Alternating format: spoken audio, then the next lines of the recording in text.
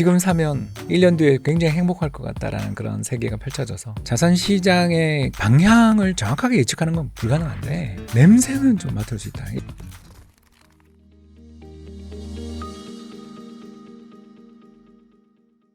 조금 더 이제 디테일하게 투자 측면으로 좀 들어가 볼게요.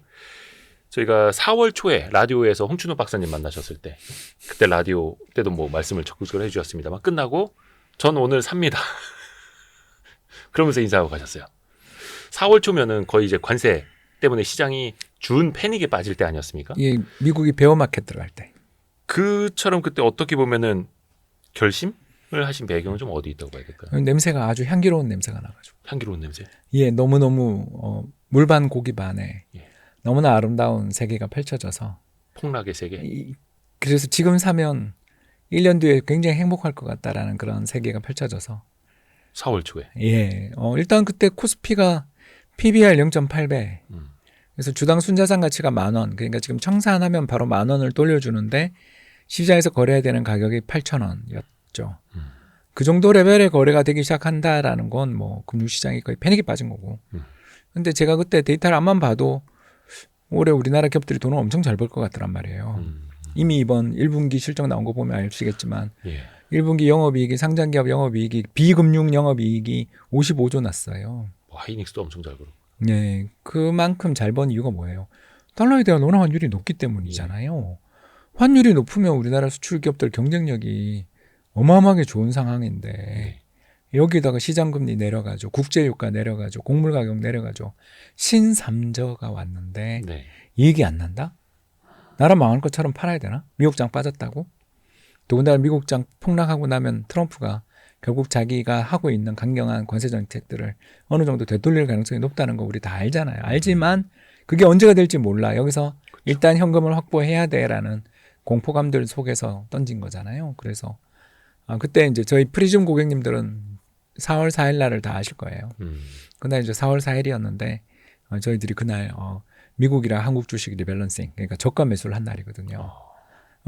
저희는 자문사기 때문에 고객님의 동의가 있어야만 매매가 되거든요. 그래서 고객님들한테 그 앱으로 동의 메시지가 가요. 알림이. 푸시. 네, 푸시가 가면 이제 앱에서 알림이 오게 돼 있으면 동의만 누르면 돼요? 동의만 누르면 자동으로 매매가 됩니다. 네, 그런 식으로 매매를 해서 그 다음부터 시장이 지금 얼마가 올랐습니까? 우리 시장만 하더라도 거의 얼마입니까? 200포인트 이상? 예, 그리고 뭐 미국도 연초 주가를 회복했잖아요. 네네. 이 상황에서 보는 것처럼 자산 시장의 그 방향을 정확하게 예측하는 건 불가능한데 냄새는 좀 맡을 수 있다. 이 원래 책의 원제가 폭스 트레이딩이었어요. 여우 같은 매매. 여우같이 투자하자. 그러니까 고슴도치처럼 살지 말고 내가 세상의 최고고 내가 모든 것을 다 맞추고 내가 진리를 알고 있는 것처럼 행동하지 말고 내가 틀릴 수 있다는 걸 인정하고 여우가 굴을 여러 개 파잖아요. 그리고 교활하게 행동하잖아요. 왜? 우리 인생은 한 번뿐인데 배팅에다 실패하면 끝장이잖아요. 네. 왜 그럼 배팅을 해야 돼요? 왜 배팅을 해야 돼요? 안 해도 되는데 안 하고도 얼마든지 성과가 나는데 확률이 우리한테 굉장히 유리하고 맛있는 냄새가 날 때만 제한적으로 매매를 해도 얼마든지 수익이 나는데 왜 맨날 불을 타네, 뭐 물을 타네, 레버리지를 하네 그러냐는 거죠. 그래서 평소에 분산해 놓고 있다가 자산 좀 배분해 놓고 있다가 그때 저가 매수, 이제 그때 보유하고 있던 금이나 현금성 자산들을 팔아서 이제 그때 또 그 전에 2월에는 또 제가 골드 팔았습니다 했잖아요. 예. 2월 14일 날 발렌타인데이에 제가 금을 팔았는데 보유하던 금 그 애기들 돌반지까지 다 팔았거든요. 그 집안에서 혹시 결정? 저희 와이프랑 같이 가서 팔았죠. 그런 건 같이 해야죠. 참고로 저희 집도 공동명이라 혼자 대출도 못 받아요. 저는 그러니까 사업하면서 대출 받잖아요. 그거 네네네. 못하게 둘이 이미 다 그런 걸 한 사이예요. 그러니까 전후애가 있어서 인생이 배분이시네요. 그렇죠. 올해 이제 결혼 25주년인데 초장에 너무 고생을 많이 시켜가지고 그리고 또 그때 제가 외골수여서 진짜 고슴도치였거든요.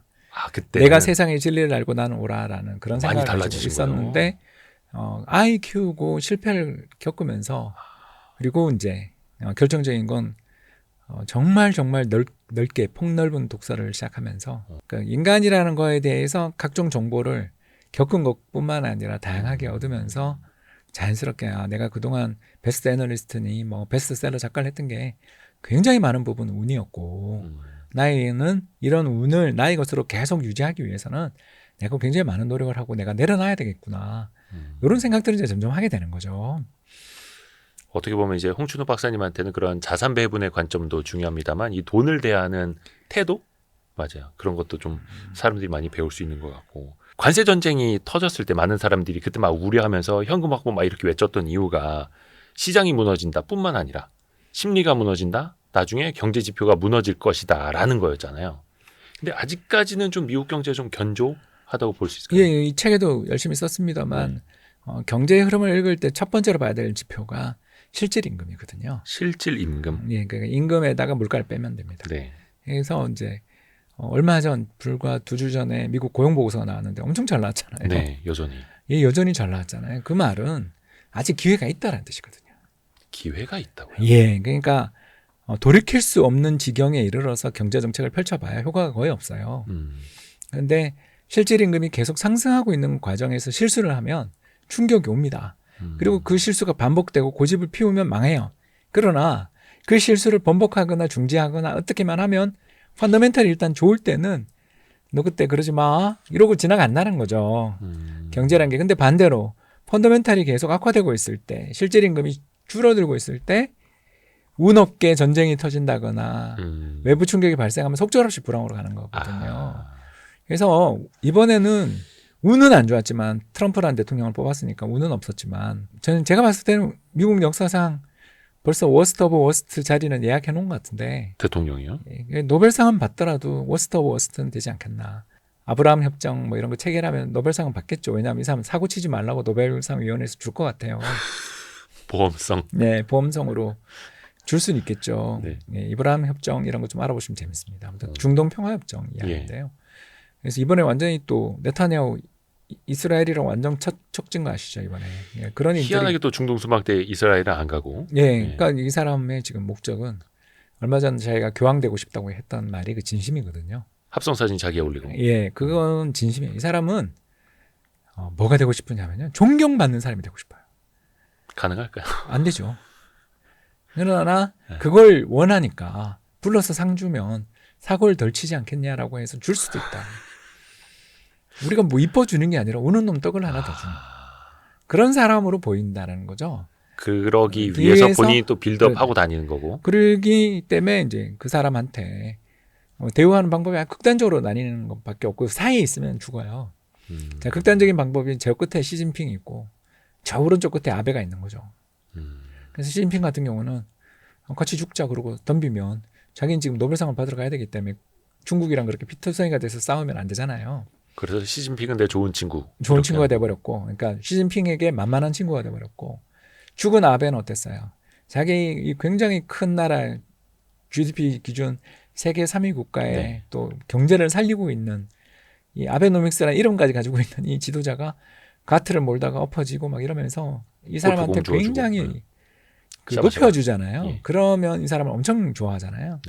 이제 이런 양극단의 사람들을 제외하고는 이 사람에게 철저하게 무시당하거나 이용당할 뿐인 그런 굉장히 괴짜를 만난 거죠. 어떻게 보면 이제 그 트럼프의 꿈, 희망까지 읽으시면서 극단까지는 가지 않으실 것이다 보신 거네요. 뭐 극단까지 가더라도 그때는 연준이 또 금리를 내려줄 테니까. 왜냐하면 펀더멘털 살아있을 때는 연준은 행동해 주니까. 최종 대부자. 예, 최종 대부자로서 어디 망한다 싶을 때 해줄 거라고 믿고, 그리고 또 여기서 2008년 글로벌 금융위기 때 미국의 그 S&P 500 지수가 한 48% 빠졌습니다. 네. 그리고 2022년 우크라이나 전쟁 때도 한 30% 빠졌고요. 근데 이번에 20% 빠졌거든요. 그래서 저는 2008년 글로벌 금융위기급은 올 가능성이 없다고 보니까. 왜냐하면 은행이 건전하니까. 다음번 올 위기는 결국 전쟁 정도의 충격, 스태그플레이션 충격이 오는데 그때 최저점이 고점 대비 마이너스 30%인데 뭘 겁을 내냐. 여기서 10% 정도 더 빠지는 거를 겁을 내서 여기서 다 떠난다? 무슨 생각인가. 참고로 외환위기 때 우리가 0.7배였거든요. PBR이. 네. 이번에 0.8배였어요. 예. 자, 10% 더 빠지면 외환위기 밸류에이션이었어요. 미국도 우리도. 이상하지 않습니까? 이 정도에서 이미 우린 크게 물렸는데 여기서 10% 더 빠지는 게 내가 잠깐 10% 정도 호구되는 게 그게 뭐가 문제냐는 거죠. 정확히 바닥을 맞추려 하지 말고. 그렇죠. 어떻게 바닥을 알아요? 바닥을 맞추겠다라는 말을 한다는 자체가 이미 그분은 죄송하지만 비기너에 불과한 거죠. 그건 불가능한 거죠. 그렇게 해서 자산 배분 관점에서 접근을 하면 또 시장을 또 편안히 볼 수도 있겠다. 그렇죠. 왜냐하면 이렇게 올인해 놓으면 여유가 없는데 뭐 예를 들어서 반반 정도 주식이랑 현금성 자산을 절반 가지고 있었다가 이번처럼 이제 주식이 폭락해서 현금성 자산이 한 6이 되고 골드랑 막 채권 가격은 오르니까 반대로 주식 가격이 4가 되면 제가 목표한 것보다 주식 비중이 너무 낮으니까 여유 있던 현금을 가지고서 이제 분할 매수를 할 수 있는. 미국 경제가 아직 좀 멀쩡한 이유 중에 그 몇 가지 이제 근거 데이터를 좀 마련을 해 주셨는데요. 미국의 대출 증가율이 수익성 지표에 후행한다라는 예, 건 그렇습니다. 어떤 의미예요? 심사 분석력들의 태도 때문에 그렇죠. 은행 심사역들, 예, 은행 심사역들 입장에서 그 님이라고 하죠. NIM. 예, NIM 그 이제 이자 마진이 예금 금리랑 대출 금리의 차이가 막 좁혀지는데 연체율이 올라간다. 네, 은행 망하잖아요. 그렇죠. 아니, 그럴 때 대출 심사역 입장에서 테이블 위에 올라와 있는 각종 여러 가지 여신에 대해서 깐깐하게 보는 건 당연한 일 아닌가요? 네, 반대로 이자 마진이 막 벌어지고 연체율이 내려갈 때는 반대로 또 기업의 수익성이 자기 은행의 수익성이 좋을 때는 대충 볼 거 아닙니까? 아하, 팍팍 대출해 줘. 왜 이거 뭐 좀 물려도 괜찮으니까. 그리고 이거는 대수의 법칙에 따라서 괜찮아 이렇게 위안을 하잖아요. 수백 개의 기업들이 대출하다 보면 한두 개 부도나지만 딴 데서 이익 나서 메울 수 있잖아. 왜? 요즘 마진이 충분하니까. 갑자기 그때는 잊어버렸던 대수의 법칙이 떠오르는 거죠. 로우 오브 라지 넘버스라고 부르는 법칙인데요. 이제 그런 거를 떠올리는 거죠. 결국 그렇기 때문에 지금 현재 이자 마진이 어떠냐, 지금 현재 연체율이 어떠냐가 6개월 뒤에 대출을 결정하는데 지금 굉장히 연체율이 내려가 있는 상황에서 최바닥에서 이제 살랑살랑 올라오려 그러는 정도에 불과하거든요. 지금 미국의 연체율이 조금씩 올라오고 있어요. 그래서 이런 연체율들의 흐름과 마진을 축소를 해서 딱 보면 대충 답이 나오죠. 아, 지금 뭐 올해 중에 대출이 주는 일은 없겠구나. 근데 이대로 가면 내년에는 문제가 생기겠구나. 이런 걸 이제 우리는 끊임없이 점검하고 있거든요. 그러니까 아직까지는 괜찮지만 좀 지켜볼 필요는 있겠다. 요 정도일까? 그러니까 이제 현재로 트럼프가 봤을 때. 만에 하나 이번에 이제 7월 3일 날 90일 유예한 게 끝나잖아요. 네. 7월 3일 날 또 상호 관세를 야, 나 원래대로 할래. 나 그 협상 그 잘못했다고 생각해. 그러고 뭐 영국에 10% 그리고 중국에 대해서 좀 펜타닐 관세 20%에 상호 관세 10% 했던 걸 전부 다 엎어버리고 다시 또 올려. 이러면 불황이 오겠죠. 네. 왜냐하면 아까 말씀드린 실질 임금이 아직은 괜찮은데 인플레가 발생하는 순간 실질 임금은 줄어들 것이고 은행들 입장에서도 불안감이 높아질 때 야, 대출 신중하게 해라는 명령이 올 수도 있으니까. 네. 그러면 이제 내년에 불황이 오겠죠. 그건 알고 있죠. 알고 있지만 그 가능성은 엔드엔드 조건이잖아요. 굉장히 나쁜 일들을 다 시장이 모든 것을 반영한 어떤 그런 최악의 가능성인 거고. 네네네. 그리고 그런 최악의 가능성이 오더라도 스태그플레이션 시나리오 오면 고점 대비 30% 조정인데 이미 고점에서 20% 이상 특히 나스닥은 20 몇 %까지 조정받았는데 여기서 뭘 더 겁을 내며 도망가야 되는가. 아직 괜찮은데 기회가 있는데 트럼프가 경제를 완전히 최종적으로 망가뜨린 게 아니라 망가뜨리는 징후만 있는 건데 저 사람이 간이 약해서 조금만 접으면 좋아질 텐데 이런 생각도 해볼 수 있잖아요. 네. 근데 그때는 아무도 그 이야기를 안 해요. 저 인간이 세상을 망치기 위해서 온 대마왕이니까 이제 우린 끝장이야라고 외치는 거죠. 그리고 또 그때 그걸 더욱더 힘들게 만드는 게 돈 빌렸던 사람들이 청산 나가면서 그렇죠. 마진콜 당하고 미국은 마진콜이 엄청났거든요. 그게 왜 그랬냐면 작년 11월 트럼프가 이기자마자 한 달 동안 그 마진 대비라고 해서 그렇죠. 그 주식담보대출이 1,000억 불 정도 늘었어요. 우리 돈으로 150조 한 달에. 레버리지 투자가. 예, 총액이 1조 달러가 안 되는 그 펀딩하는 돈이 있는데 그게 한 달에 1,000억 불이 들더라고요. 아, 고점이다. 그래서 작년부터 올해 사이에 계속 저를 우리 이대호 기자는 꾸준히 보시잖아요. 그래서 제가 올해 되게 시장이 오르건 내리건 시니컬하잖아요. 아유, 뭐 이렇게 시장이 그러냐. 골드, 금 사라. 네. 그런 이야기를 종종 하고 미국 주식보다 중국 주식이 좋아요. 차라리 올해는 중국 같아요. 이런 이야기를 자꾸 하는 이유가 어마어마한 레버리지를 해놨는데 그러면 그 레버리지가 높아졌다는 자체가 막 화약 덩어리나 또는 기름 덩어리가 지금 옆에 있는데 옆에서 트럼프가 불장난을 하기 시작한 거죠. 그러니까 조금만 불이 나도 펑 터질 것 같은 최악의 공포 상황에서 지금 소방수들이 막 열심히 물을 뿌려야 되는. 근데 아직도 얘는 불장난하고 있으니까 얼마나 무서워요. 그러니까 20%가 빠지는 거죠. 그러니까 박사님한테 무서울 때에는 시장이 막 급락해서 주가가 떨어져 있고 싸질 때가 아니라 그때는 탐욕을 부려야 될 때고 정말 무서울 때는 작년 11월처럼 트럼프 트레이딩이 막 극에 달하고 신용이 늘어나고 이럴 특히 때. 그때 뭐 천슬라 그러고 거기다 코인만 사면 된다. 특히 그 대통령이 코인 만들어가지고 막 그렇죠. 밈코인도. 예, 밈코인들 막 만드는 거 보고 아 이게 죄송합니다. 썩은 내가 막 나는 거예요. 이렇게 악취가 나는데 시장에서 좀 피해야 되겠다. 시장 정말 조심해야 되겠다. 그런 공포가 느껴지더라고요, 저는. 그래서 그때부터 이제 금을 샀는데 금도 또 2월에 엄청 오르고 그러니까 또 금을 또 팔고 나니까 현금밖에 이제 갖고 있는 게 없는데 물론 이제 주식은 있지만 제 말은 이제 보통 생각하는 목표보다 현금 비중이 훨씬 더 커져 있는 상황에서 4월달 딱 터지니까 저는 참을 수가 없더라고요. 이렇게 매력적인 가격에서 안 사면 언제 살 거냐. 그러니까 이런 냄새 맡는 법들은 암묵지라고 하거든요. 네. 그게 뭐냐면 문서나 말로 정리하기 어려운 지식이잖아요. 아하. 그래서 이 후각에 가까운 거거든요. 그래서 폭스 트레이딩이라고 자꾸 제가 이야기하는 건데. 근데 사실 그거는 어떻게 보면은 직관처럼 그럼요. 체화된 거긴 합니다만 또 그거에 어느 정도 몸에 체화가 되려면 수많은 또 데이터를 보고 또 연구를 하셨으니까. 그렇죠. 그런 분들이 아마 제일 존경할 만한 분이 조지 소로스일 거예요. 그죠? 그래서 조지 소로스가 그런 데잖아요. 전날 블룸버그에 출연해가지고 시장은 오를 것이고 장이 됩니다라고 딱 돌아와서 집에 왔는데 허리가 아프면 바로 포지션 엎어버린다며요. 그러니까 우리로 따지면 선행 매매로 한 12번은 구속됐을 거라고 막. 예, 그런 사람이잖아요. 왜 그러면 허리병이 왜 나요? 그 아들이 이야기를 해요. 그 조지 소로스 아들이 그 이야기를 해요. 아빠 왜 이거 엎어요? 트레이더 역할을 아들이 하니까. 야, 오늘 내가 그렇게 신나게 떠들면서 완벽한 스토리를 만들고 나온 다음에 그때부터 허리가 아픈 거 보니까 내가 놓친 게 있나 보다. 야, 얘야, 다 정리하자. 그렇게 이야기를 한다라는 거예요. 그 아주 유명한 에피소드입니다. 이게. 네. 예, 그래서 요즘 방송 잘 안 나간다 그러잖아요. 하도 자기가 그래가지고. 그 말에서 느낀 것처럼 뭔가 찝찝함. 뭔가 시장이 되게 행복한데 누구나 다 행복한데 난 왜 이렇게 불안하고 찝찝할까? 요 후각, 요 감정을 느끼는 방법이 결국은 저는 경험밖에 없다고 생각하는데 네. 또 경험도 어떤 경험이냐면 의도된 훈련과 자기 반성이 받쳐지는 경험이 투자자를 숙련된 투자자로 만드는데 문제는 이제 뭐 주식 농부님이나 아니면 김봉수 교수님 같은 분들 보면 정말 어마어마하신 부자들이 우리나라 개인 투자자가 있잖아요. 네. 근데 그런 개인 투자자분들하고 우리가 1대1로 붙어서 도저히 못 이기거든요. 왜냐하면 그분들은 수십 년간 해오신 분들이고 계속 공부를 하면서 업데이트를 했단 말이에요. 근데 그런 분을 만나서 우리가 투자해서 이기려면 또는 이기는 건 못해도 비벼라도 보려면 어떻게 해야 되냐면 그 갭을 줄여야 된다고요. 근데 그 갭을 줄이는 방법이 뭐겠어요? 어떻게든 이 업계에서 살아남은 선배가 자신의 노하우를 압축적으로 정리하고 그리고 그걸 사례를 통해 풀어주는 참고서 같은 게 하나 필요하지 않냐. 그래서 이 책을 썼어요.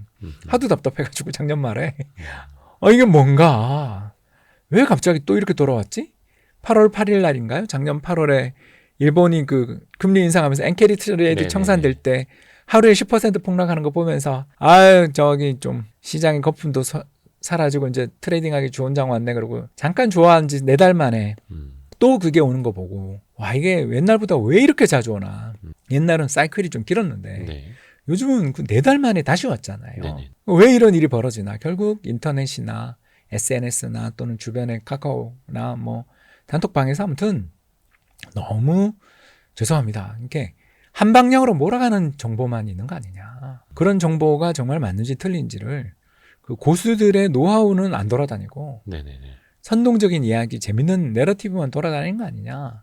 그걸 그러면 우리가 벗어나려면 어떻게 해야 되나. 결국 그 선배들의 노하우를 어떻게든 배워야 되는데 그거가 굉장히 세상에 많은 책이 있는데 그런데 32년 동안 이 일을 하면서 저는 그래도 특히 이대호 기자랑 김원장 기자님 할 때 뵀나요? 처음 뵀나요? 그때부터 지금까지 우리가 이렇게 꾸준히 봐오면서 제가 허튼 소리는 그렇게 안 하는 사람이잖아요. 그리고 승률도 최근에 점점 높아지는 것 같고 그러니까 어떻게 하다가 이렇게 됐냐. 맨날 틀리던 사람이 어떻게 하다가 이렇게 맞추게 됐냐. 사실이지 뭘. 맨날 틀리다가 어떻게 하다가 이렇게 잘 맞추게 됐냐를 정리하고 어떻게든 압축적으로 그 선배들과 고수와의 정보 격차를 줄여줄 만한 참고서가 필요하지 않냐. 그런 생각을 좀 하게 되는 거죠. 그래서 그때 책을 써야 되겠다. 이 책을 써야 되겠다고 결심하고 썼습니다. 하여튼 요거는 저희만 보지 않고 있습니다. 여러분도 이제 구매를 하실 수 있고 특히 이제 5분께는 저희가 이제 댓글 중에서 뽑아가지고 돈의 흐름은 되풀이된다. 댓글 써주시는 분들 5분께 이 책 보내드리겠습니다. 적절한 타이밍에 홍보 감사합니다. 아유, 예, 그럼요. 제가 그런 거 잘해요.